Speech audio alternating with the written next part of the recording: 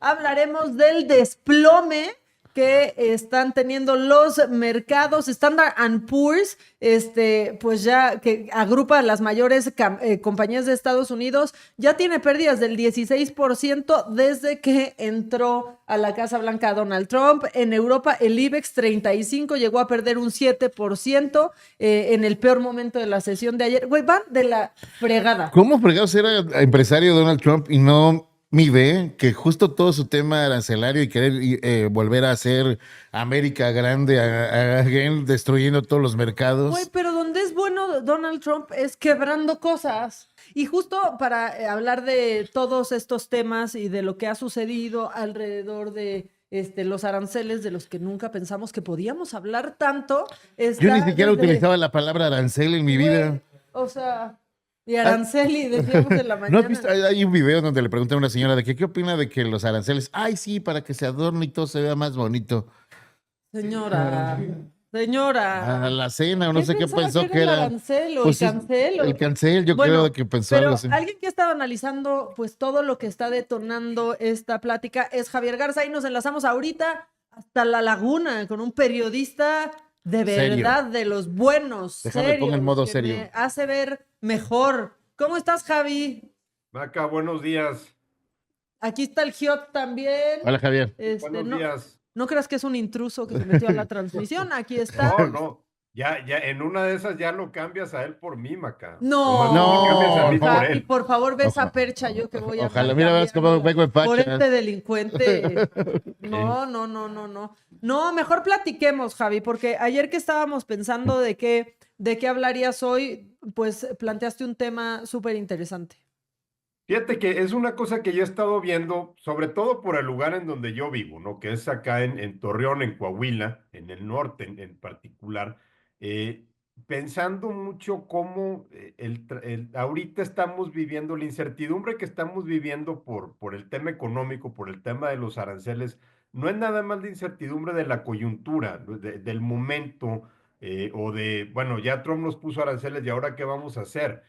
Eh, Me da la impresión que peguen en algo un poco más profundo, y sobre todo en ciertas regiones del país, y es en que parece que se está atacando, parece que se está buscando socavar o colapsar un modelo sobre el cual hemos vivido durante 30, 40, 50 años y que es un modelo que también ha transformado regiones enteras del país que antes eran a lo mejor lugares que dependían de la agricultura, por ejemplo, o de manufactura para el mercado nacional, y que luego vino el Tratado de Libre Comercio con Estados Unidos o desde la misma liberalización y la apertura económica de México en los ochentas, y son regiones que se transformaron, ¿no? De lo que peyorativamente llamaríamos pueblos, ¿no?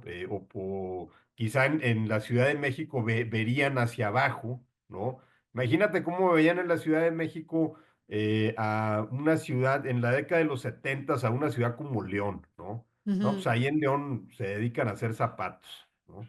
A una ciudad como Saltillo, ahí hacen pan de pulque, ¿no? Y 40 años después, 50 años después, León y Saltillo son las capitales de la industria automotriz en México, ¿no? Y hemos visto una transformación que creo que es importante marcar el paso, ¿no? Porque el Tratado de Libre Comercio realmente ha transformado regiones enteras del país. En, en, en la década de los 60, cuando la industria automotriz en México empieza a instalarse, bueno, General Motors es la primera en la década de los 30, pero ujú, luego en los 60, cuando se viene Ford, cuando se viene Chrysler, cuando se viene lo que era Datsun o Nissan, se vienen al centro del país, ¿no? Y Ford se instala en Cotitlán, y Chrysler se instala en Toluca, y General Motors está en la Ciudad de México, y Datsun se va a Cuernavaca. ¿Por qué? ujú. Porque producían autos para el mercado nacional y de la Ciudad de México era de donde podían salir más fácil al resto del país, ¿no? Pero luego viene la década de los ochentas, empieza una apertura económica y resulta que General Motors y Chrysler quieren fabricar aquí en México, ¿no? Entonces se van a Saltillo. Y resulta que Nissan quiere ampliar su producción, pero para exportar, entonces se van a Aguascalientes. Y la Ford se quiere venir también para exportar, entonces se va a Hermosillo, ¿no? Eh, Luego la General Motors quiere salir de la Ciudad de México en los noventas y escoge Ramos León y Arizpe. eso detona. Después la llegada de Mazda y de Toyota, ¿no? Y de todo un clúster de industrias. Y eso es nada más en la automotriz.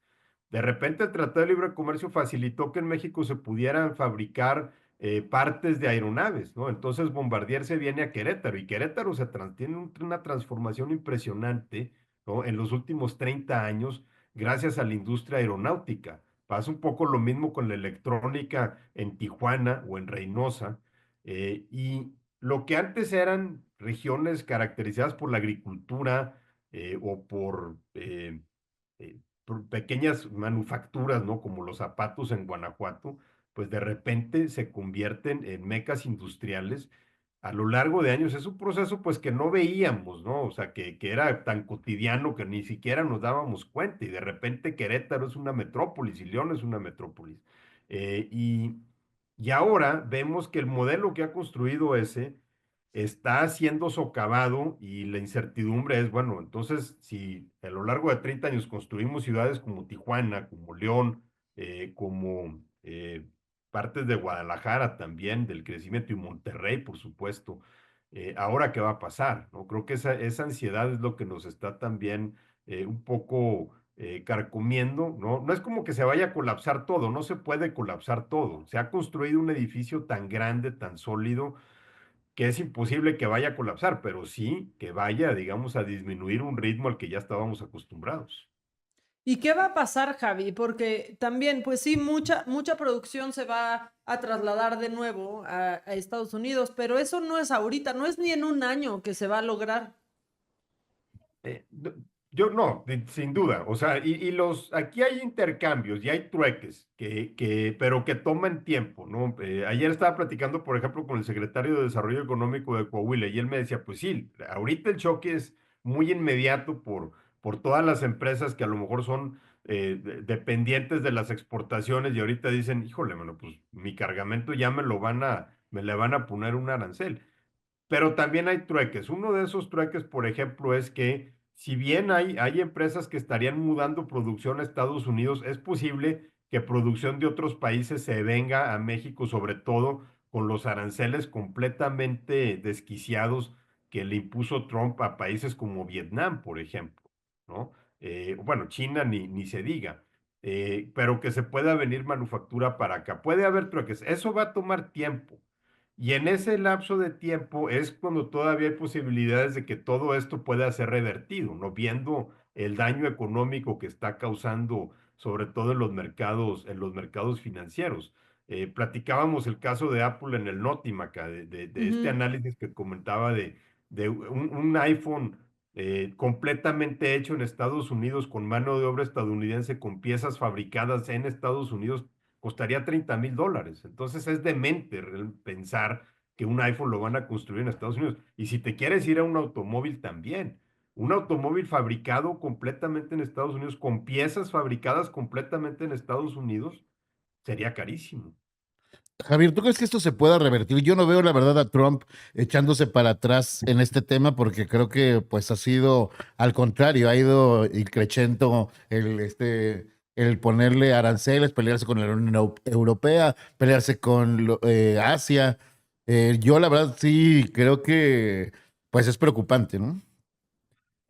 Sí parece como que Trump está neceando demasiado con este asunto, ¿no? Y sobre todo porque en otros asuntos que lo hemos visto actuar a veces al cometer otras tonterías, vemos que ya para estas alturas ya se hubiera echado para atrás.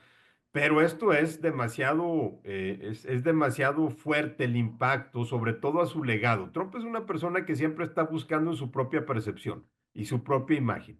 Entonces, él no puede ser el responsable de haber colapsado el mercado financiero en Estados Unidos o el responsable de haber provocado una recesión en su primer año de gobierno, ¿no? Sobre todo cuando la economía Y ahí va, ¿no? está Como que va bien frenando. con eso, o sea, como que va en camino. Claro, va en camino y en el momento en el que él se dé cuenta que esa recesión va a ser completamente propiedad suya, ¿no? Que no va a ser tan fácil echarle la culpa a Joe Biden, por ejemplo, pues en ese momento tendría que reconsiderar. Y para Trump es muy fácil porque como es un personaje Y ahora sí que, como diría el clásico, miente como respira. Simplemente ahorita pudiera decir, ¿saben qué? Ya le voy a quitar los aranceles a Vietnam y decir que Vietnam se acercó con él, que vinieron de rodillas a rogarle que por favor quítanos los aranceles y llegaron a un acuerdo. Ahorita ya empezamos a ver una narrativa generada por la propia Casa Blanca en lo que dicen los países se están acercando con nosotros y nos están implorando que les quitemos los aranceles y entonces ya con eso nos sentamos a negociar y ahí vemos. Al rato van a salir con que llegaron a acuerdos con 50 países, ¿no? Como los mismos que Trump estaba presumiendo con México. Ujú. Pero es posible que de ahí se vaya a agarrar, porque lo que le interesa a Trump no es necesariamente el arancel, ¿no? Lo que le interesa a Trump es dar la percepción de que él es la persona que manda y que se van a hacer las cosas en los términos en los que él dicte. Esa es la realidad geopolítica actual y creo que ahí es en donde yo le veo la posible salida a todo esto. Aparte que esto también está causando rivalidades y conflictos dentro del propio equipo de Trump. Ayer fue muy público el tiro que se dieron Elon Musk con Peter Navarro, que es el asesor en materia comercial de Trump. Navarro le dijo a él, Elon Musk estaba promoviendo, el Washington Post publica que Elon Musk estuvo tratando de convencer a Trump que no aplicara los aranceles, porque obviamente él es uno de los principales afectados. Muchas Claro. partes de los Tesla se fabrican en China. Peter Navarro le dice que Elon Musk es nada más hay un fabricante de autos y Musk le responde a Peter Navarro diciéndole que es un estúpido. Entonces, cuando ya digamos que los escorpiones dentro de la Excelente botella ambiente laboral. se Excelente empiezan respuesta, a dar de ¿no? arañazos, es que las cosas no están marchando bien, ni siquiera dentro del equipo de Trump. Pues sí. Oye, Javi, pues muchas gracias. Vamos a seguir Ay, hablando de este tema, no nos yo sí, nada podemos más quiero deshacer de preguntarte él. rápido, Sí. bajo tu percepción, ¿qué posición debería tener México? ¿Es momento de buscar otros mercados para, o seguir esperando que igual a lo mejor en Asia, pues ya no tenga Estados Unidos una buena relación con China y que la mano de obra sea mexicana? ¿Qué deberíamos de hacer? Porque no podemos depender de que un presidente se amanezca un día de buenas o de malas y decida poner o quitar O sea, aranceles, ¿qué ¿no? tal que mañana ya no le cae bien Claudia, por Ajá. ejemplo? Y desafortunadamente predicamos demasiado de nuestra economía sobre el Tratado de Libre Comercio y sobre la integración de América del Norte pensando que iba a ser permanente, ¿no? Porque estábamos avanzando hacia un tren en donde el libre comercio tiende a ser cada vez más libre. Son más raros los casos en donde vemos las restricciones, ¿no? Por ejemplo, la Unión Europea está ahorita yendo a cada vez hacia una mayor integración. Entonces pensábamos que iba a ser permanente. Desafortunadamente, no le podemos apostar nada más al mercado nacional, ¿no? O sea, lo mismo que estaba comentando sobre cómo regiones del norte del país como Chihuahua, La Laguna, Saltillo, Monterrey, Tamaulipas, han, eh, eh, se han detonado económicamente en las últimas décadas, es porque la exportación tiene un valor muchísimo mayor que el mercado nacional. ¿No? Si fuéramos a fabricar automóviles para el mercado nacional, pues a lo mejor fabricaríamos 100,000 al año. Pero si vamos a fabricar automóviles para la mayor economía del mundo, fabricaríamos 500,000 al año, ¿no? Entonces, ahí es en donde está lo que ha permitido impulsar. Si nos regresamos nada más a decir, vamos a fabricar para el mercado nacional, hay grandes partes de la economía mexicana que van a colapsar, porque simplemente el mercado no es tan grande. Y mudarnos hacia ser proveedores de Asia, por ejemplo, o de Sudamérica o de Europa, son mercados más pequeños y va a tardar más tiempo. Y son mercados también que tienen diversificados, ¿no? Asia se surte más de Brasil que de México, por ejemplo. Y también tardaría más tiempo cambiar esas cadenas. Desafortunadamente estamos poco atados a los caprichos de Donald Trump. Entonces creo que en ese sentido, pues Sheinbaum está haciendo lo mejor que puede tratando de navegarlo, porque no es como que nada más, ¿sabes qué? Pues córtala ya y nos vemos. Claro. Sí, el Eh, cabeza fría. Y tomar igual la posición de la Unión Europea, ¿no? Que primero así vamos a ponernos igual al tú por tú con aranceles y hoy pues cambiaron de parecer y es vamos a negociar con Trump. Sí, pero la Unión Europea es un mercado de 300 millones de consumidores. O sea, la Unión Ujú. Europea tiene el peso para ponérsele al brinco a Donald Trump y tiene un mercado interno muy fuerte. Desafortunadamente nosotros no lo tenemos. Sí, China, o sea, y Estados Unidos se está poniendo con China como si estuviera hablando o sea, pues perdón, pero de que Ecuador. No hemos hablado todavía de un tema y creo que deberíamos de dejarlo para después. Es la verdadera bomba nuclear en todo esto. No son los bienes y los productos manufacturados, no es el iPhone, no es el carro. Para Estados Unidos, la verdadera bomba nuclear es cuando los otros países en represalia le pongan aranceles no a los productos, sino a los servicios.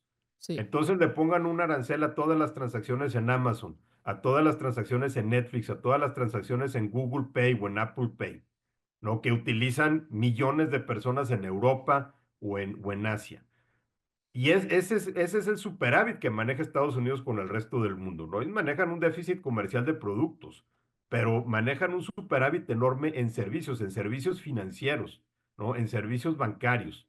Eh, Estados Unidos es el principal proveedor. Ese superávit es algo que Donald Trump no está, por lo menos públicamente, no lo está contemplando. Pero la gran bomba nuclear en todo esto, digamos que todo lo que va a terminar explotando esto, si realmente quieren hacer una autodestrucción, es que la Unión Europea o China o Japón empiecen a tasar todo eso. Imagínate cómo te caería, ¿no? Que en Netflix de repente te empiecen a cobrar más, ¿no? No, O cómo le cállate. caería a Si Netflix, YouTube ya porque cuesta más. Ya todo estamos cuesta más. viendo que los ejecutivos de los gigantes tecnológicos que se han acercado a Donald Trump, pues hasta ahorita ellos también están temblando ante esta posibilidad. Pues No. bueno, los únicos que están a salvo son los pingüinos de la isla a la que les Eso puso sí, aranceles y son los Exacto, únicos son los únicos que están seguros que en solo han este aplaudido momento. así. No. eso sí. ¿Cómo? Pues muy bien, Javi. Pues vamos a seguir hablando de esto la próxima semana a ver qué se junta, ¿no? Ahí la llevamos, Maca, y ahí le seguimos.